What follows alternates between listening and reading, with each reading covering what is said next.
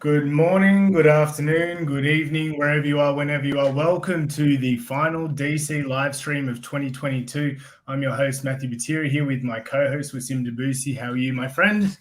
G'day, Matty. G'day. What a year it's been, mate. I can't believe it's almost end of the year tomorrow. It is end of the year tomorrow. So yeah, last day of the year. So we come to you with a special episode. We're going to review what happened in 2022, talk about, obviously, the effects on us as crypto investors, and just sort of wrap up the biggest news stories, because a lot of this stuff was, many months ago. You probably forgot about it because, the year's gone so quick, like every other year. And it's just good to recap on things that that occurred and how it may affect, obviously, the future and how it may affect 2023. So we're going to discuss all of that today. So without further ado, let's jump into our first article of the day. So if you don't remember, at the start of the year, some Canadian truck drivers went on strike because they were trying to implement some vaccine mandates for drivers. A lot of them didn't want to do it, so they went on strike. There was some help funds utilizing crypto that was set up for these drivers. And then the Canadian authorities basically banned them being able to access these funds, really putting a stranglehold on the entire, transport system. But it also showed just that governments can, and I wouldn't say confiscate, but they can sort of, no matter where your money is held, they can do some stuff to avoid you having that freedom that we all deserve. So what are your thoughts on what occurred in Canada, Wasim? Look, I think one of my biggest thoughts about this is actually this from a freedom perspective, to see G7 country, do what they did with their protesters and pulling out the Emergency Act and freezing all their bank accounts, and then seeing some exchanges also following suit and freezing some bank account or freezing some crypto accounts. I think from that, it was quite a horrific incident to happen, especially in the West, where we claim that we've got freedom of speech and freedom of this and freedom of that. So I think that was a pretty horrific act on the Canadian government. But it also, in my opinion, it actually solidified for a lot of people why we need a decentralized financial system where governments can't do that. Even though some exchanges were still able to block accounts, the reality is, and also some wallets, the reality is they can't block wallets all over the world. So even if they block your wallet in one country, you can VPN, get money, get out of the country, get to another country and live fine. So I think it really solidified that for a lot of people, and that really showed the core of why crypto is happening and brought some more people into crypto, even though it was the first event that was a catalyst for one of the worst years we've ever had. Yeah, I think we're big advocates for decentralized finance, and I think if these wallets were probably set up in a decentralized manner, we wouldn't have had this issue. But look, this is just one of the big stories that kicked off at the start of the year. You can see it was in February. So, hopefully now moving forward, if there is any issues where people are looking to donate, they can try and find better solutions than just sending it to a wallet that is easily accessible and banned by government control. That's correct. All right, the next one on the news, we had Ukraine accepting cryptocurrencies following, obviously, the war between Russia. So obviously they were struggling. Like all things, the entire sort of company shut down. So did banks. A lot of people were trying to find ways of taking out their money and moving cross borders. And this is what we always talk about in our live streams is it's very difficult when you're just in fiat to just go to the bank, take a wad of cash out and try and travel with it. It's a bit like gold. It's very difficult to to transport. But if you're in cryptocurrency, all you need is either your smartphone or your cold wallet. Take that wherever you like, and you can still access your funds in different places. So this was, I guess, a positive thing in a way, because the donations, people looking to donate in cryptocurrencies, but also it shows the power and the reason why we're going digital, and a lot of people are investing in cryptocurrency. So they're not forced to leave and flee their home and leaving their thousands and millions of dollars behind because of a war-torn country. Yeah. And also, it was a bit of a surprise for a lot of people around the world when the actual government in the Ukraine tweeted that they are accepting donations, and they put a couple of their wallets out there. But then they came out. People first thought it was a hack. So it was a different move, first time ever in history where a country put out for people to donate to them through cryptocurrency. So I think that really showed that the power of crypto, because it allows people to vote with their money and do what they want. And also the other side of this was also how Russia has kind of did a backflip on their crypto stance. So prior to the war, Russia was very anti-crypto. They didn't allow crypto in their country and whatnot. However, since the war and they got sanctioned, we've seen Russia do a completely 180 on this. They're now accepting crypto payments for import-export. They're looking at setting up a government exchange. They're starting to talk about that we need a decentralized financial system, because they can see now that once the country weaponizes its financial system, whether it's against its own people like we saw in Canada, or whether against another country, it becomes a very dangerous game. So I think these two events have really solidified for me the reason why crypto is needed and why crypto is here to stay. And I think it's shown a lot of people that crypto is resilient. Yeah, I think as well, like if you remember when they went to war, the Russian, I think it's the ruble, I'm not too sure, but basically that tanked. So when you are a resident of either Ukraine or Russia and your currency tanks, what holds its value better is obviously things like gold, things like Bitcoin, et cetera, et cetera. So I guess that's why a lot of Russians started pushing a lot of their funds towards cryptocurrencies. Yeah. All right, next we have President Biden signed an executive order to ensure responsible development of digital assets. So this is obviously really important. So because we do need legislation, regulation for more people to feel comfortable investing in these assets, because before it was very gray in regards to a lot of issues, tax issues, security issues. Making sure that people are protected that are investing in these digital assets. So, we do need some form of regulation to protect people, because we saw a lot of things go wrong, which we're going to cover in some later stories. But I guess this was somewhat of a good thing. What do you think? Yeah, look, this was one of the biggest news early on. Like, I think it was like mid-year or something that this happened, or early on in the year. And March. Oh, wow. Is it that? Wow. It doesn't feel long ago. I still remember reporting on it when it first came out. Wow, it feels like only a few months ago. Okay, so it was very early on in the year.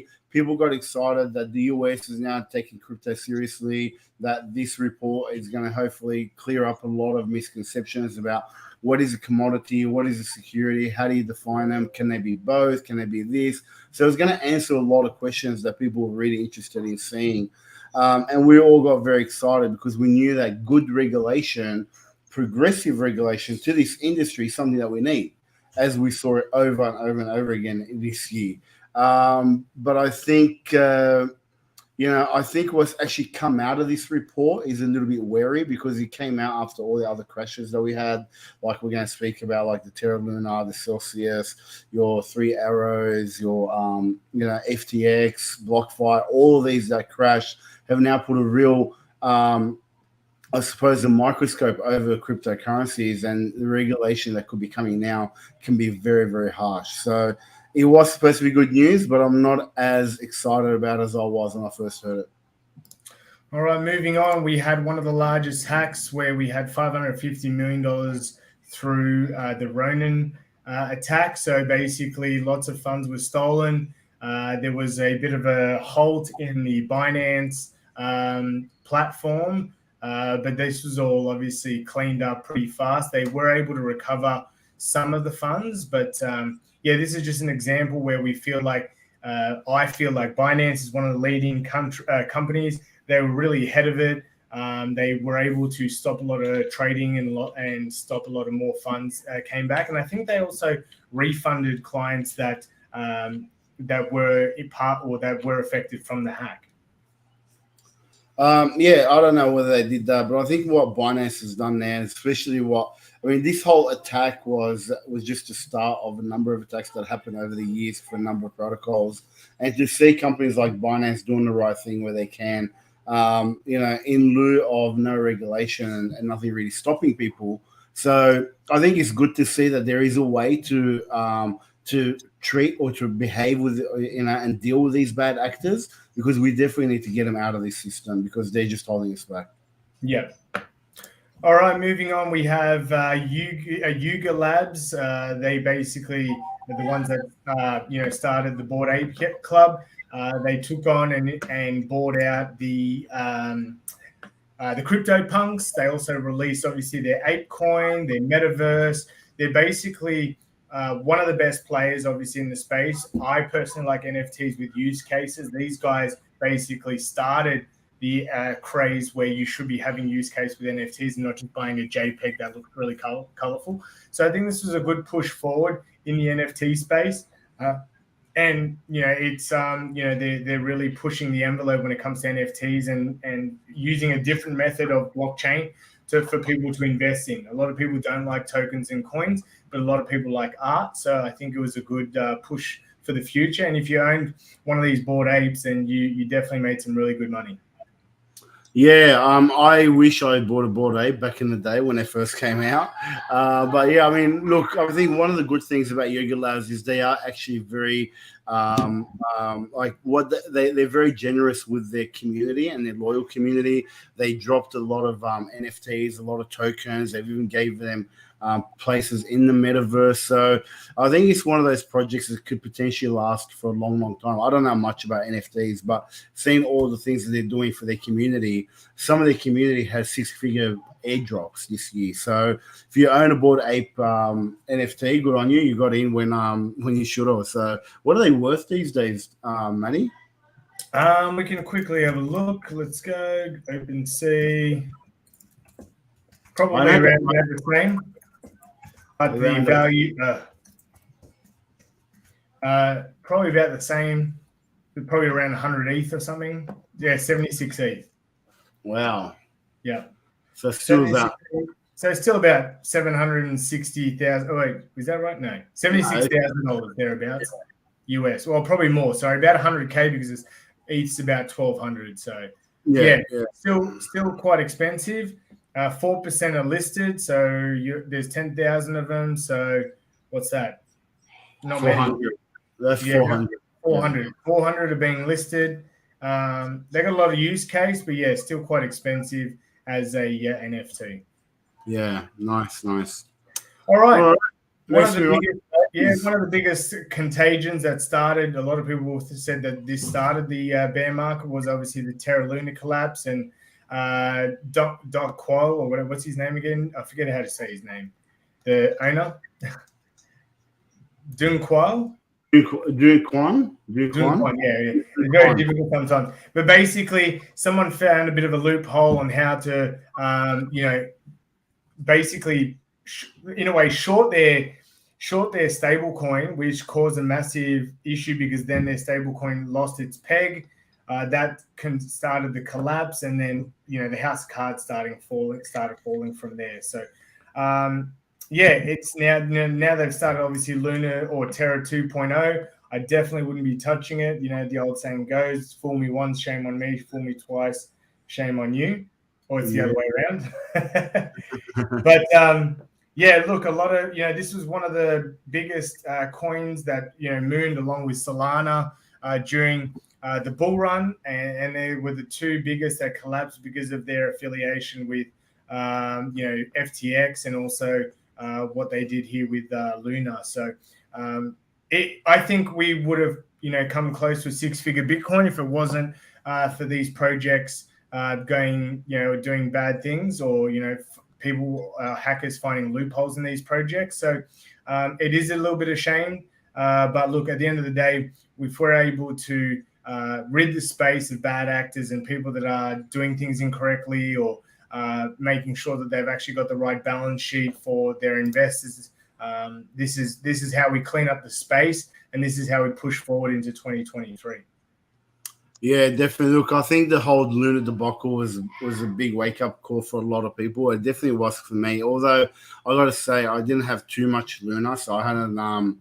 So I didn't lose too much money on this. But it was what happened with Luna is, for me, is a wake up call that during the bull market, so many things get crazy and not everything is what it seems. And that's really why it's important for us to do our research. I mean, the whole algorithmic stablecoin was a new concept, and a lot of people believed in it, but it literally took just a couple of whales to bring down the whole system. So it was interesting to see what happened there. I don't have much to say about that, to be honest. Yeah.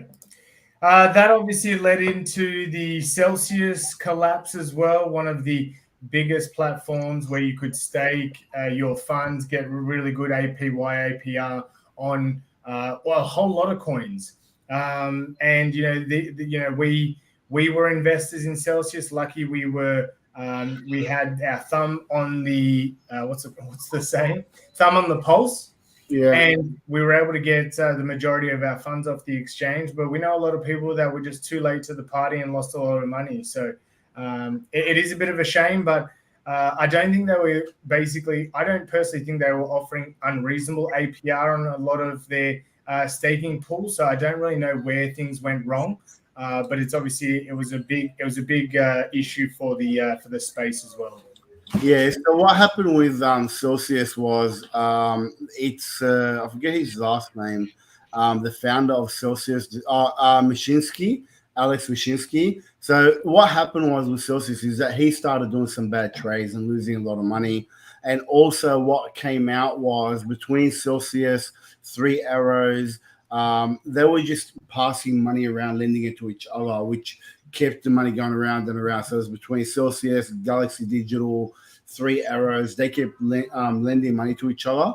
And because they made some bad trades, and they all had exposure to Terra Luna. So when Terra Luna went down, they lost a lot of money. They got called on their loans, and therefore they collapsed. But the funny thing is about Celsius is that it was in plain sight, and look, I lost a little bit of money. I mean, I was, some of our clients lost money too. But what comes out in hindsight is, during the bull market, you've got so many of these companies that are booming and everyone's going in there. But sometimes we miss things, and in hindsight, it showed that in their terms of agreement or their terms of service, they said that this is a loan to the company. So you are loaning it to them. So now we've got to wait. We've got to wait to what happens in the court case to see if they can recover the funds and then give it back to the customers. So it's going to be a long waiting game here. Yeah. All right, moving along, we had Tornado Cash being banned. And if you don't know what Tornado Cash is, it's basically a mixer that allows you to, I guess, keep your crypto private in a sense. And it's I guess it's a big part of decentralization for a lot of people, and having the ability to send their coins all over the world and back into a wallet without being traced. But I guess it can still be used in outside other countries apart from the US. But this was obviously a big thing that the US wanted to crack down on. And I guess it's another reason why we feel that decentralization is the future, because when governments can say no to certain things, it just shows that we don't have any power as citizens. So what do you think? I think the whole thing with the sanctions or the Tornado Cash debacle is that the founder, the guy that wrote the code, is still in jail without any charges. And it was basically because, so the reason why the US Treasury sanctioned them is if you think about the things that we spoke about, like the what was it called? the hack, the Ronin network hack. Yeah. So the Ronin network hack, what happened there was it was supposedly done by a North Korean state-sponsored hacking organization. And when they stole the money, they started to put it through Tornado Cash. And when they put it through Tornado Cash, obviously it became very, very hard for the authorities to trace. And that's why they sanctioned Tornado Cash. And then once they sanctioned it, then other government bodies took action, and then they went and arrested the guy behind Tornado Cash. But the biggest challenge with that is, like you said, how can they sanction an open source code? An open source code means nobody owns it, which means that it can't be sued. But then they went and arrested someone over it. And I think that's going to be the biggest answer that's got to come out. There is a law case happening at the moment. They have been filed by a company called Coin Center, which is they've got a lawsuit against OFAC at the moment. So we've got to wait and see what happens, because this is a very interesting story for the future of crypto. We had the Ethereum merge, moving away from proof of work to proof of stake. So yeah, it was obviously a big thing. A lot of the Ethereum miners weren't really keen on it.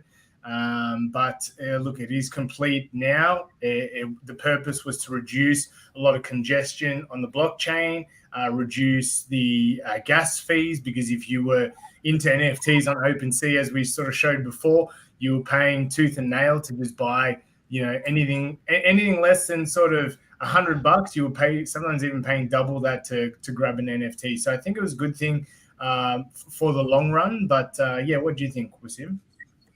Look, I'm still out on this, to be honest. The whole move from proof of work to proof of stake for me is very questionable at the moment. I haven't made a decision, because by moving to proof of stake, it has become less decentralized.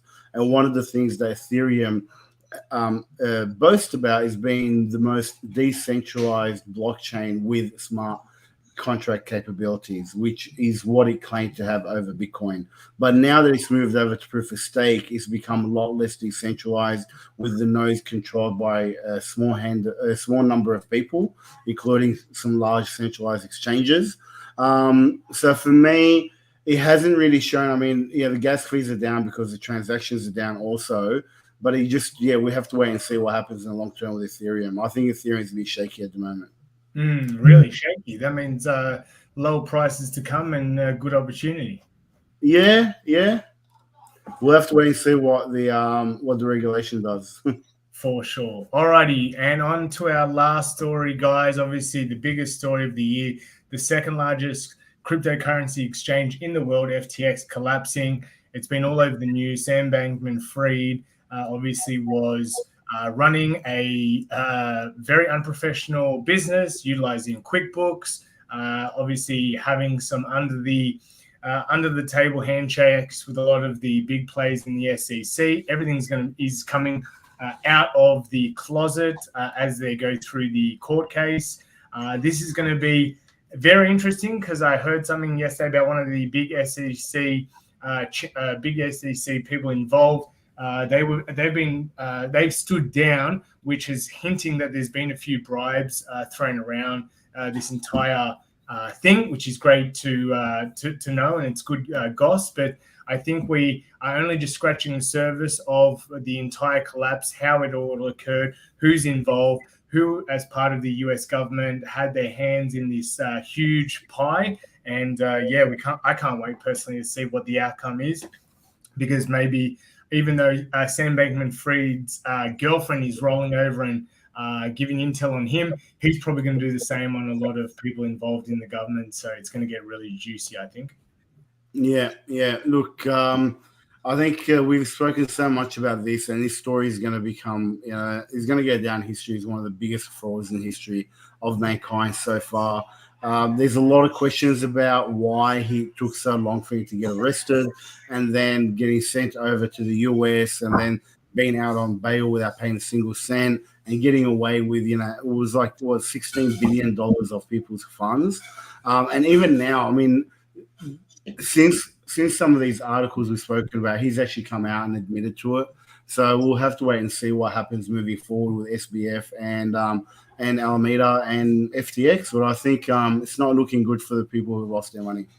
No. Alrighty, guys, that is it. That is the year in review. We hope that we've caught you up with everything that happened in 2022. We look forward to a big year in 2023. Personally, professionally, Breakout Solutions has got some amazing new products and services coming out in January. So if you want to know about them, come join our next event, which we will start advertising in January. And yeah, we've got big things in the woodwork, and we hope that you want to join us in the future for the ride. And we can't wait to share everything that we're going to be releasing. Yeah, guys, look, this past half an hour, obviously, has been a lot of doom and gloom. This has probably been, and I haven't been through bear markets before, so I'm like most of you, it's my first time in a bear market. But from what I've been reading and what I've been seeing from the veterans that have been around, this has probably been one of the worst years in crypto in history. But at the same time, it has shown that crypto can survive this. The fact that crypto is still here, after everything that has gone through, we know that this is just clearing out all the bad actors. And from then, we're going to have hopefully a very, very strong bull run in 2024. Now, 2023 may not be any better. We've still got some headwind coming across. So, keep yourself, I suppose, braced for more bad news in 2023. But I think the long term for crypto has shown that it can withstand almost anything. So, for me, that's it for me, guys. I'm wishing you a happy new year, and we'll see you in the new year, and we'll kick it off early.